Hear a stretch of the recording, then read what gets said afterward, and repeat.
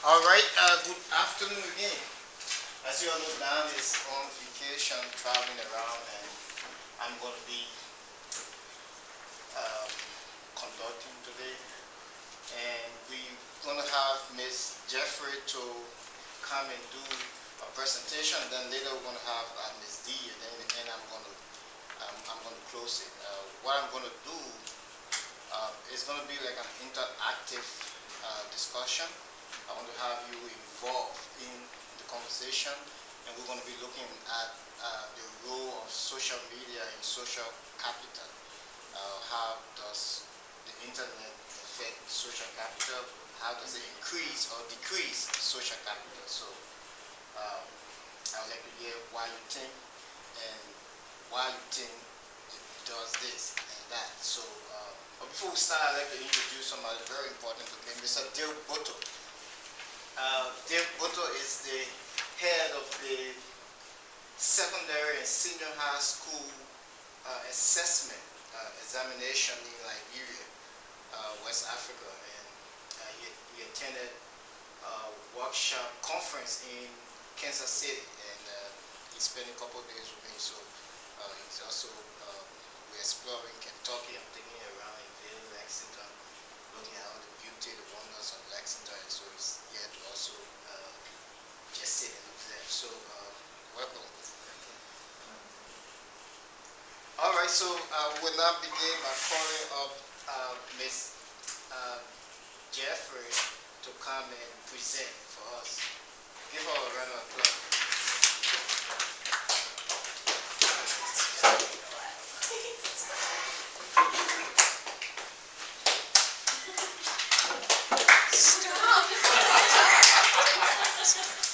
Okay, so I'm actually going to cover two things today, and we're going to start with the constructive controversy. So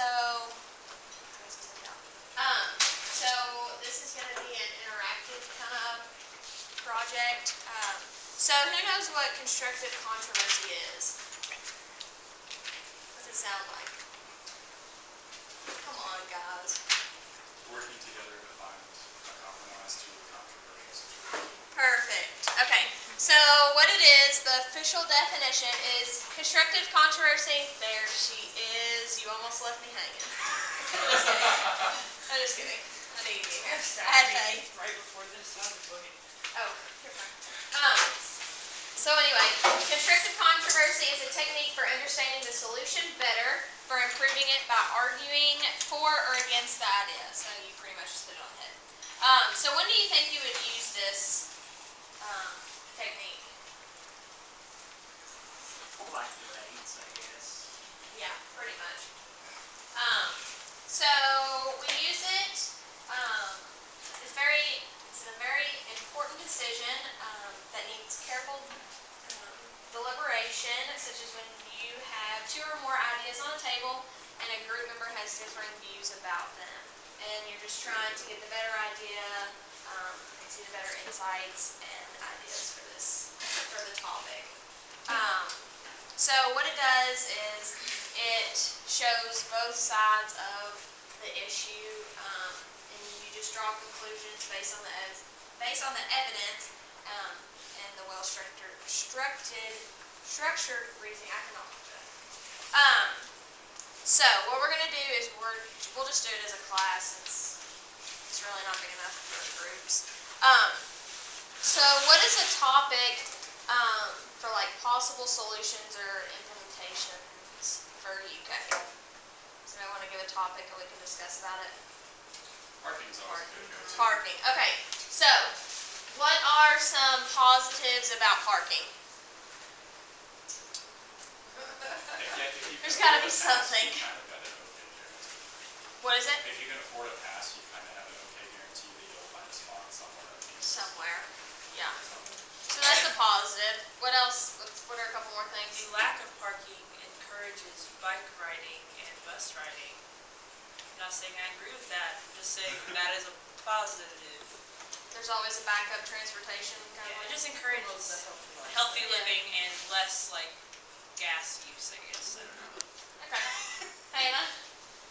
You can park anywhere on the weekends, so like even though during the week it's like busy, but on weekends when you really, like, for the, like, on-campus living students anyway, it's good, it's a really convenient for them, because they can move their cars to, like, any E-lot or any, like, parking structure, and they don't have to have a pass to get in there. So, like, at least on the weekends when you're not with classes, you can move your car closer so you can go to the store. I didn't know that. I guess you all knew that.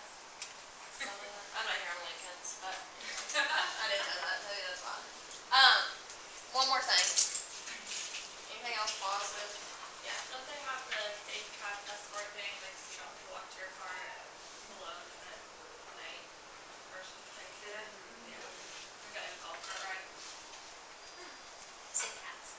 That was called. Safe cat. Yeah, the ROT, it's run by the ROTC program, and basically, like, the guys will walk, if it's in walking distance, they'll walk you, like, wherever you want on campus, and then, if it's like workout and stuff, if it's a really long distance, they'll come pick you up in a golf cart and take you wherever you want. Have you all done that? Pretty good. Okay, so what are some disadvantages now to UK parking? That permit doesn't guarantee you a spot. Well, that's true. That's true. The It's expensive. spot to people ratio is not even close to okay. There's a super high concentration of parking on South Side campus, and not even distributed throughout campus. Yeah, because I mean, freshmen, they have to park their car there, and they have to walk all the way down to, what is it, their dorms or whatever. Yeah, a price for a, the price for a parking ticket is literally ridiculous, or a pass. Parking tickets are ridiculous too. Yeah. I have stuff in those. Well, I have a pass for my campus ministry, but we pay for them. We pay for parking on the university, but the tow guys will come, and if they cannot clearly see your pass, they'll tow your car. Even if it's like in your cup holder, and like they know it's there, Of course. they'll, if it's not in your dash, they'll tow you. So, we've had several people who've had passes in their car get towed, and it's like entertaining for them, I think. I think it's entertaining for any of the people or any of the parking ticket guys, so just write a ticket. Okay, so let's kind of debate about this and kind of come up with a, in conclusion, maybe for the future, for what UK can do for their parking. Not everybody at once. When they build dorms, put parking garages underneath them or next to them. So, like, the new dorms that they built on North Campus at Champions Court, like, they could have easily put a parking garage underground there, but they just chose not to. And that could have provided a lot of parking That would be spots. smart. Legitimate question. Well, the reasoning behind that is the limestone underneath the campus. But, legitimate question, do sorority and fraternity houses need to be that big? Like, is there a necessity for them to be that big? Ask her. They house a lot of people, like ours, their suites, like, it's not just like to have a big house, like, they put a So lot I'm of just housing wondering, in like, it. could they have We don't made- get parking though either, like, Okay. we got a little small, like, our house is brand new and it's Uh-huh. huge, but we literally, there's a little spot and we share it with farmhouse, so like, it's not even our Well, own. I was wondering, lot. like, So like, parking's we just, have made the houses smaller and increased your all's parking. yeah, but, yeah, that's the thing, it's not university owned, like, our nationals paid for it. So like, they bought the lot, so like, they got to put whatever they wanted on that lot. And I think it's silly, Yeah, well, speaking about parking, I think it's silly that we have to pay to park at the library. Like, that's just ridiculous. And it's like $2, what is it, $2 or $3 an hour? No. Is it? $2 per day. See, that's just ridiculous. We give enough money to this university. But the problem is that like, because the hospital is on our campus, is that the majority of like the parking goes to those employees. Well, and And another they thing have to pay too. for parking, because my husband is a hospital employee, and their permits are $100 more than student permits. Yeah, so Really? not Yeah. only are you trying to get like commuters and like people that live off campus parking on campus, you're trying to get up, like, you have to think of all the faculty too. And like, with having that huge hospital on our campus, and it being UK's hospital, like, they all have to park somewhere too. Well, and I think this is annoying too, which I guess speaking from a college bag, the parking beside Good Barn is for E-Lot,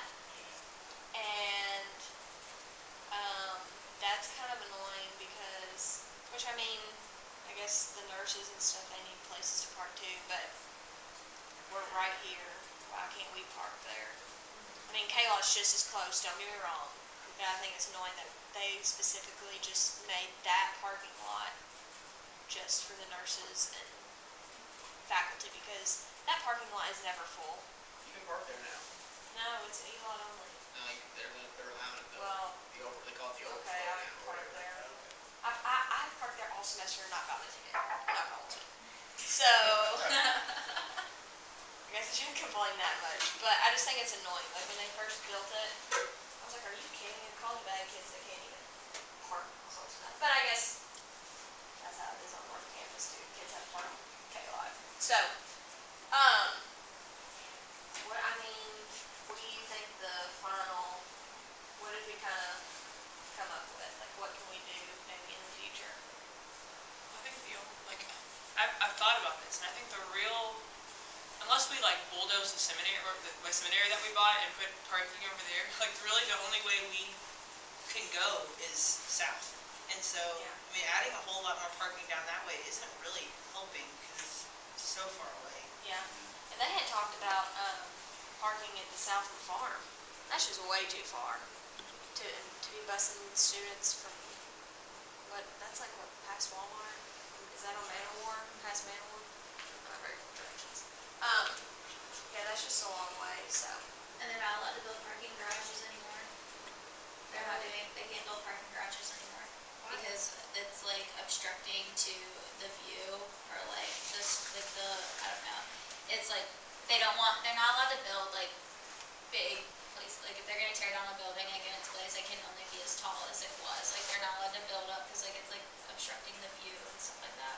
Well, and over here at the Shriners Hospital, I don't know, I mean, maybe I'm a cold-hearted person, but they could have made that parking instead of a new hospital. You know? I don't know, maybe I'm just cold-hearted. They're taking down like all of State Street and stuff too. Yeah. It's getting added like State Street's Just gonna gonna be buildings. gone. Okay, so that was some pretty good discussion, just because that's a hot topic that I think everybody likes to talk about. So that's constructive controversy, which is the assignment that you had provided us. So now we're gonna go on to the stuff that's gonna be on the test on Thursday. Fun stuff, right? Okay, so this is kind of, all of you all read it, I already know. I already know you did, so I don't have to cover it too much. No, I'm just kidding. But, there was a lot of key points in there, and, yeah, we'll just go over it, and I'll try to make it short, sweet, and to the point, because I know Dee has to present, and Samson has to present as well.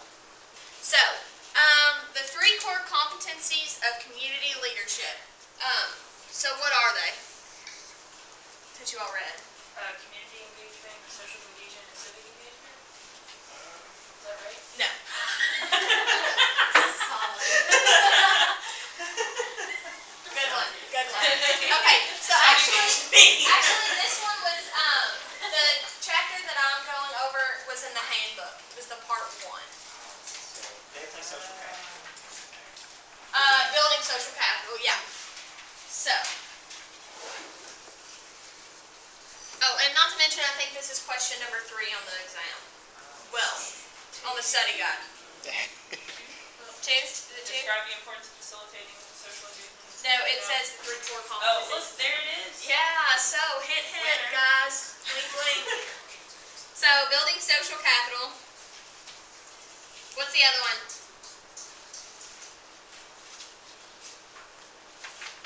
Come on, we know it. Okay. Mobilizing resources.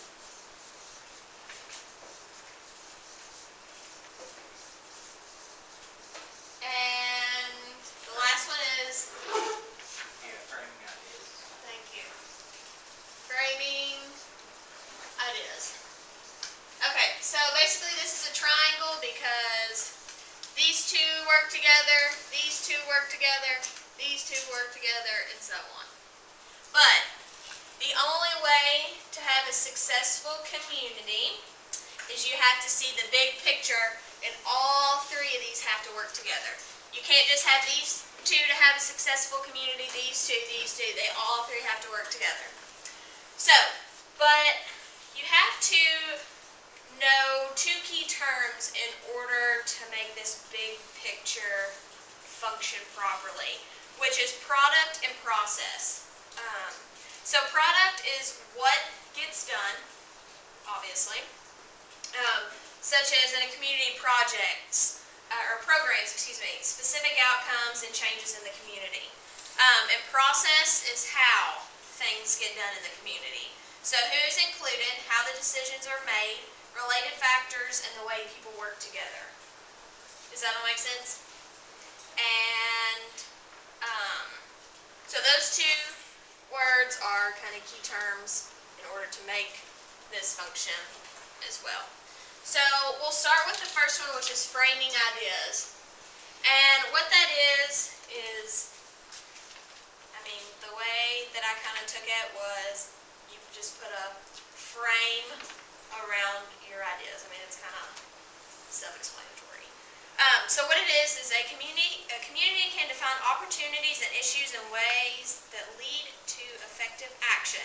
Through framing, a group understands and decides what needs to be done, how it needs to be done, and why it is important to do. So we frame ideas on a day-to-day basis, and you don't even think about it. So I'm going to give you an example, graduation, just because I'm graduating in 40 days. So there are three parts to framing ideas, and that is defining reality. So reality is really about to smack me in the face in about 2 months, or 40 days. Decides what needs to be done. Well, school, obviously. And determines why it is important. So those are the three factors, or those are the three parts to framing ideas. And not to mention, framing is very complex. You can make it as complex as you want it to be. But there are 4 aspects, and that is analysis, values and motivation, vision, and strategy. So the analysis is what is happening and what is the current reality. Values and motivation provide sense or urgency. A vision is asking, so if the desired outcome of a community initiative is not clear, the initiative will probably fail. So you have to have that clear vision. And strategy, which is community leaders articulate a vision, set priorities, and develop processes and structures to make the vision a reality. So those 4 again are analysis, values and motivation, vision, and strategy. And those are the 4 aspects. And also framing creates focus. So you know how you have a camera, and you zoom in, you're focusing on what you're going to take a picture of. That's pretty much the scheme there. It's like a photograph, we zoom in on what is happening. When framing an image, we focus on the viewer's attention, on what we think is important in any way, and away from what is less important or distracting. So we focus on the big picture. We don't want all the fuzzy details or fuzzy lines. So that is framing ideas. Does anybody have any questions on that? No? Does it all make sense? Yes? Okay, good. I hope so. Because you all read it and it makes even more sense. Okay, good. Alright, so the building social capital, who can just give me an idea of what that was about, or what building social capital is? Yeah. Bridging and bonding. Yeah. Good. That's good, right? Good. Okay, so you all know, well, what built social capital is developing and maintaining relationships that allow people to work together in enhance social. In the processes, they share resources to address community opportunities and issues. Having social capital means we can call and depend on others to get the job done. Do y'all remember in Grace's class, the monkeys? Yeah. We all took Grace's class, right? Okay. Okay. So relationships can be between individual and a group, or a group. Relationships that yield social capital are marked by trust, durability, and I cannot say this word. It's I cannot say it. No. Yes, reciprocity. Thank you. Okay, so that is what social capital is marked by, and it describes what all three of them are. So, now we're going to go to the bridging and bonding. So, did we talk about bridging and bonding? Did we elaborate on that? Do y'all remember? Yes. I think you mentioned it when we talked about the framework when he was doing the marble thing, Oh, that's right. but I don't think we really talked about it again. Okay. So, bonding is holding the groups together, which develops among friends and allies. So it would be like based on similar interests, gender and ethnicity. And bridging, which kind of speaks for itself, connects or bridges diverse individuals and groups, making it possible to work together. So those are developed around acquaintances. So, building social capital. Any questions on that? No? Good? Okay. So, mobilizing resources. What do you think that's about? Getting people and money to do things.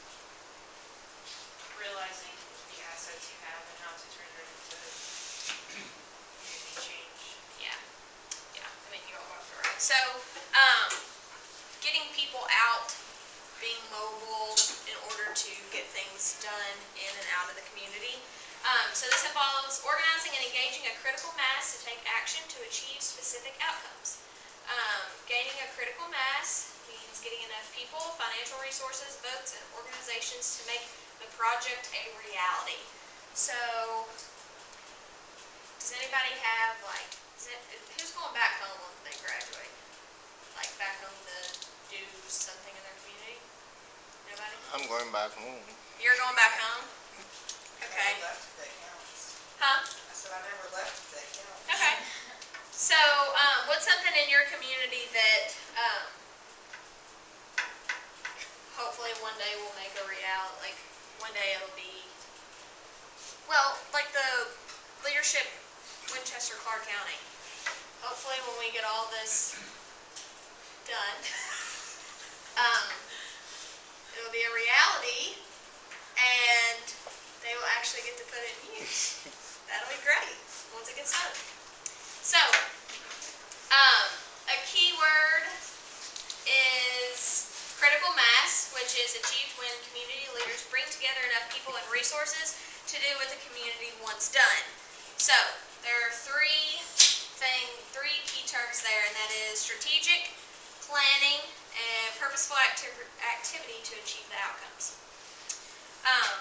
So, anybody can get the resources moving, but it takes leadership to get the right sources moving toward the same target, hence community and leadership development. The more interest that you have, the more interest that you involve can be just as important as the number of people that you mobilize. So, you have to have leverage in the community. Do y'all know what leverage is? Yes, no, maybe so. Okay, so it is to apply enough energy on one point to get another point to move. So are we utilizing the right people in order to make things happen, get things done, things like that? And there are 5 categories of adopters within this, within the leverage. So there's innovators who come up with ideas. The early adopters may not initiate to the change. Early majority, which is most likely responding to the leadership of the innovators and the early adopters. And then there's the late majority, which is mobilized because they have many peers. And then the last adopters is the final group to be mobilized. So it's kind of like a circle. And that covers all three of them. So, like I said, you have to have all three of these in the community in order for it to all be a happy place. So, there you go. Hopefully I gave you enough information on the test. Hopefully. Oh, and if you all want copies of this, I can send them to you all if you all want it. I didn't know, just let me know. All right, that was a wonderful presentation by Ms. Jeffrey. So at this time, we call up Ms. D. Give her a round of applause. I don't think any of mine is actually on the test, so we're not gonna hate it. I think you all just got plenty of information. I don't want to confuse you. with Plenty. new information. Mind blown. I'm gonna leave this class so much smarter than I came in. You just rip these. Okay.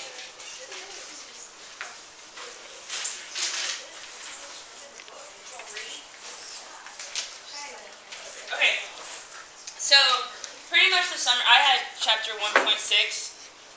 Pretty much the summary that I pulled, pretty short chapter, was community leadership is about community change, which they have consistently reiterated, and CLD programs need to do a better job of measuring long-term effects on community change.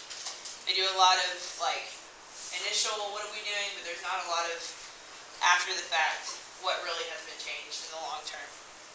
So, one of the points they made was community leaders can learn the same lessons they learn in formal CLD programs through experience. What do y'all think about that? Do you think that they can gain the same lessons from experience as they can from a formal class? I think for the most part they can, because we went through and looked at the communities that didn't have the formal CLD programs, and there were still people stepping up to do those jobs. I agree. I think for me personally, I think experience would be a better teacher, but it has to be coupled with actual learning. You can't just throw people into the sea and hope they swim type of thing. You have to give them some assistance to develop their learning. Right, okay, so I agree. I pretty much, if you summarize your views together, that's kind of where I am too. I think they definitely have the potential to learn just as much through experience, but in a guided context, which you kind of figure out what you're doing. I think our program does a very good job of that, educating us and then giving us the opportunity to practice and learn that way, because you can have all the knowledge in the world, but until you use it, have you really learned anything? You can argue yes or no. So the primary objective for CLD programs are community betterment. What do you think defines community betterment? They haven't really done that. I would just guess shared visions, because it's really hard to define. Right. Yeah, that's one thing that irritates me about this book, is that there's such broad context that I think it's really hard to conceptualize. But yeah, I think you're on the right. There's every community has a vision, an expectation, ideally, of what they want in the future. So the objective for having these programs is that they're getting closer to those objectives. Another point, more emphasis needs to be put on social cohesion through bridging, which she already talked about. They really say that their CLD programs don't do enough of teaching people how to network. So they said that when you're making programs, that we need to do a better job of putting that into the curriculum. For example, I know that's something that we hit on with the program that we're trying to formulate, is the idea that we need to get these people from all these different places talking about how they can work together and what they have to offer each other. scholarships were mentioned in this chapter, which I thought was interesting. And they said that they're important because they serve as a symbolic empowerment. So by paying for people to go to these programs, you're saying that you believe in them, which I thought was really interesting, and also material support, just the fundamental idea that you don't have the money, you can't do it. And more diverse to affect the audience. I like that. Right, right. Yeah, we're going to talk about diversity at the end. One of the key terms from this was collaborative leadership. The idea that leading among equals is different than hierarchical structure, and we should strive for the collaborative leadership. What do y'all think about that? What do you think about the idea of collaborative leadership and like its feasibility? There's a lot of egos there. To get around the ego. Yeah, I agree. I think it could work, but not in all instances. Like I think at some points, like it's better to have just one person in charge, whereas other things, having a team or a couple people in charge can work a lot better for goals. Something that I've kind of found in like my own life is even when we're trying to do a collaborative thing, there usually is still one person that kind of is still the leader of the leaders, which I don't like. I don't think that's necessarily a bad thing. Cause somebody has to just be the one that's like, all right, this is what we're doing. Because as we saw with the consensus situation, it's not easy to come to a consensus, and somebody just needs to be the one to make the decision. Some different perspectives on civil engagement. The liberal perspective emphasizes individualist nature of America, so like citizen education, voting, petitioning, whereas communitarianism suggests that despite individualistic tendencies, Americans recognize and seek to serve the common good. I think that most people at least think that they're trying to serve the common good. I mean, I'm sure there are people that are like, this is what I want, and I don't really care how it affects everybody else. But I just think that we have a very messed up idea of what the common good actually is. So that's kind of where I am with that. Okay, so sponsors frequently have participants that are too homogenous. That was a comment they made in this chapter. So what do you think the danger is in having programs that are not diverse? Nothing changes. You don't gain, But Go ahead. one does not gain much exposure. Right. For sure. It's boring because you're not really gaining any new perspectives. You're just reaffirming your old ones. There's no challenge to it. Yeah, I agree. And I think all of the last three kind of go together in the idea that if we do want to create this, like there's not a top-bottom situation, we need to make sure that everybody has equal opportunity to participate. And I think that the idea of common good comes with recognizing the needs of everyone. Because if it's just I think what we've seen is that CLE programs are typically upper-class people who can pay for them. Their idea of common good is going to be very different from lower class. And the goals that they're setting are going to be very different than those that will come from the bottom.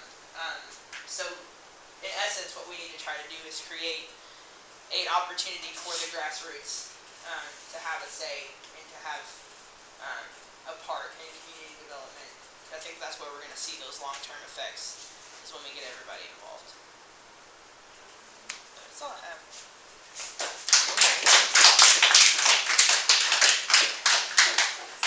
It's a wonderful presentation. Now I'm going to close it. All right, so I'm going to be talking about, this is going to be an interactive conversation. I want to make sure you guys are involved, and I want to hear your side and how you can contribute to this conversation. We're going to be debating on the internet's effect on social capital. Does the internet increase or decrease social capital? Does the communication possibilities of the internet increase, decrease interpersonal contact, participation, and community development? So, what is social capital? The connections between people, groups. networks, connections, storms. The ability to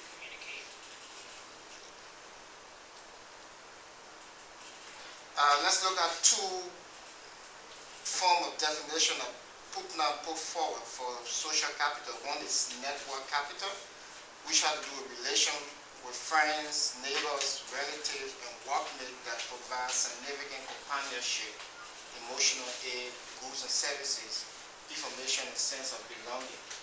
Then number two, he talks about participatory capital, involving politics and voluntary organizations that afford opportunity for people to bond, create, joint accomplishment, and articulate their demands and desires. So, the center for this discussion will be how does the internet increase or decrease social capital. In order for us to do this, I'd like to divide this class into two groups. We have group A and group B. I want for each group to give me 3 reasons on how the internet increase or decrease social capital. 3 groups. So can we have 2 groups, group A and group B? We have a 12, right? So we have 6 persons. I want you to get together, exchange ideas, and then I will call one group up. I will call another group up. Constructive controversy, guys. We got this.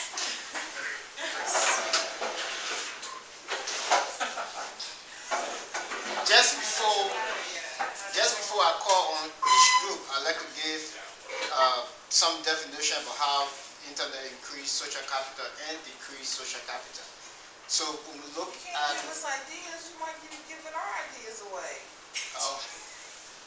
that's what you have to think outside the box. We might need those. So you prefer to come up with ideas before? Yeah, because we might need those. Okay, I'll give you 2 minutes to exchange ideas, and then we'll come back.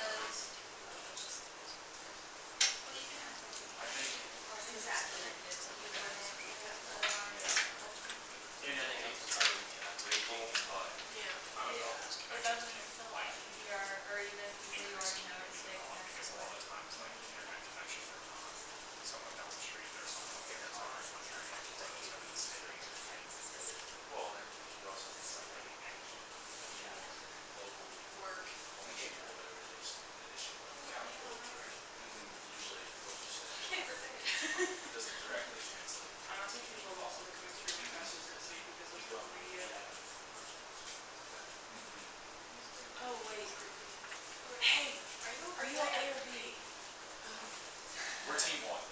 So you're increased. Are we group B or A? They just call it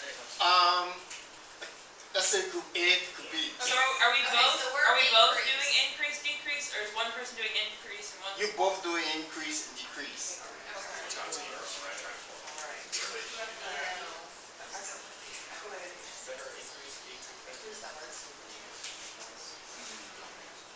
And you can really find like your specific like community interest practice so the increase is a lot more like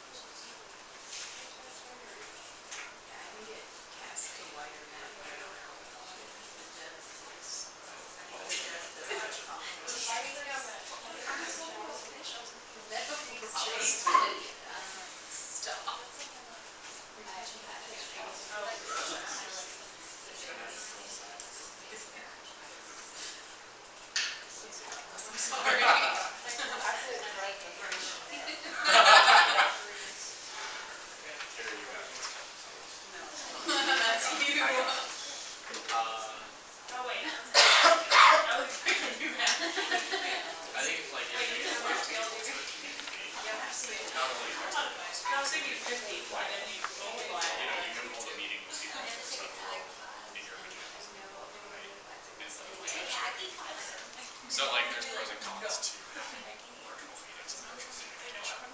Like times of like physically being there is a huge thing. But I'm personally a fan of face to face. Come across in the room with someone who's Well, we're just gonna make them all worth 20 points.